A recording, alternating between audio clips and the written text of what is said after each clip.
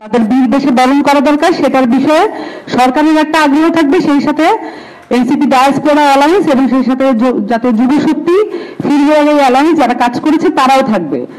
কিন্তু এনসিপির জায়গা থেকে প্রবাসীদের ভোটাধিকার নিয়ে দেখেছেন যে যেখানে ঐকমত্য কমিশনের যে আলাপচারিতা ছিল, সেখানে এই যে প্রবাসীদের ভোটাধিকার নিয়ে এনসিপির যে সোচ্চার ভূমিকা, সেটার কারণে আমরা বাংলাদেশের প্রথম প্রবাসীদের ভোটাধিকার পেতে যাচ্ছি। এবং সেই সাথে বাংলাদেশে প্রবাসীরা 20 থেকে 22 বিলিয়ন ডলার প্রত্যেক বছর এখানে রেমিটেন্স পাঠান, এবং যেটা আসলে বাংলাদেশের মূল চালিকা শক্তি এবং বৈদেশিক মুদ্রার যে মূল চালিকা শক্তি, সেটা আসলে আমাদের যে প্রবাসীরা যারা বিভিন্ন দেশে আছেন, বিশেষ করে মিডল ইস্ট থেকে এই অঞ্চলটাতে বাংলাদেশের প্রবাসীরা একদম দিন রাতে খেটে এই টাকাগুলো আমাদেরকে বাংলাদেশের উন্নয়ন কার্যে যাতে সহায়তা হয় এই জন্য তারা অবদান রাখেন। কিন্তু আসলে আমরা এনসিপির পক্ষ থেকে প্রবাসীদের ভোটাধিকার শুধু না, তাদের যে নাগরিক মর্যাদা, তারা যেই দেশেই থাকুন না কেন সেটার নাগরিক মর্যাদা নিয়ে কথা বলা কিন্তু আমাদের কাজ। বাংলাদেশ থেকে অন্য দেশে কাজ করতে যাওয়ার ফলে তারা এই দেশের নাগরিকত্ব থেকে কিন্তু বাদ যান না, কিন্তু আমরা যেটা দেখে থাকি তারা যখন যান তারপরে অবর্ণনীয় কষ্ট দুঃখ সহ্য করে তাদেরকে তাদের জীবন জীবিকা বহন করতে হয়। সেই সাথে বাংলাদেশে তাদের যে পরিবার, সেই পরিবারটাকেও বহন করতে হয়। কিন্তু অনেক ক্ষেত্রে বিদেশে তাদের জবের মানে তাদের যে চাকরির নিরাপত্তা, জীবনের নিরাপত্তা, এগুলো অনেক সময় হুমকির মুখে পড়ে। বিশেষত অনেক ক্ষেত্রে আমাদের এখান থেকে আমাদের নারীরা যান বিভিন্ন দেশে, তাদের জীবনের নিরাপত্তা অনেক সময় হুমকির মুখে পড়ে। এনসিপি চায় পলিসিগত জায়গা থেকে, অধিকার আদায়ের জায়গা থেকে এই বিষয়গুলো নিয়ে যাতে গভর্নমেন্ট লেভেলে একটা কাজ হয়, এবং আমরা সেই দায়িত্বগুলো নিতে চাই।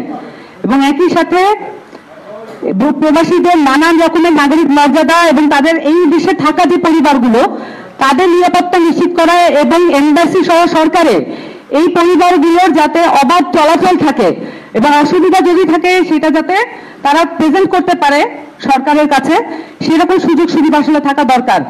এই যে বিষয়টা মানে প্রবাসীরা যখন কারাবন্দী যে বিষয়টা, এটাকে ডিল করতে গিয়ে আমরা দেখেছি সরকারের সাথে রাষ্ট্রের সাথে নাগরিকদের যে দূরত্ব, এটা এনসিপি দেখেছে। এবং এনসিপির পক্ষ থেকে যারা ডিল করেছেন তারা প্রত্যক্ষ করেছেন, এবং তারা মানে যারা কারাবন্দীদের পরিবারগুলো, তারা অনেক সময়ই দেখা গেছে যে অসহযোগিতার জায়গাটা পেয়েছেন।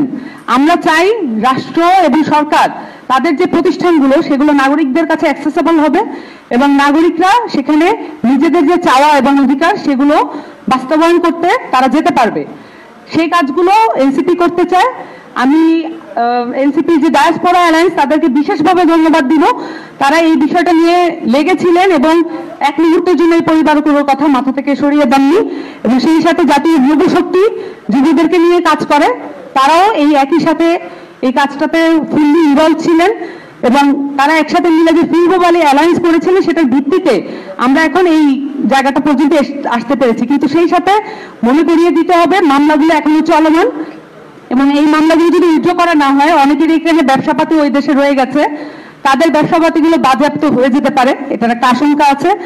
দ্রুততম সময় যাতে মামলাগুলো তুলে নেওয়া হয় এবং এই যে পরিবারগুলো তাদের যাতে একটা ব্যবস্থা করা হয়, বিশেষত যে কারাবন্দী শহীদ হয়েছেন তার পরিবারের দায়িত্ব মানে সর্বাগ্রে নিতে হবে। এটা এখন আমাদের টপমোস্ট প্রায়োরিটি। এটার জন্য আমরাও কথা বলবো, আপনারা যার যার ফোরাম থেকে কথা বলবেন।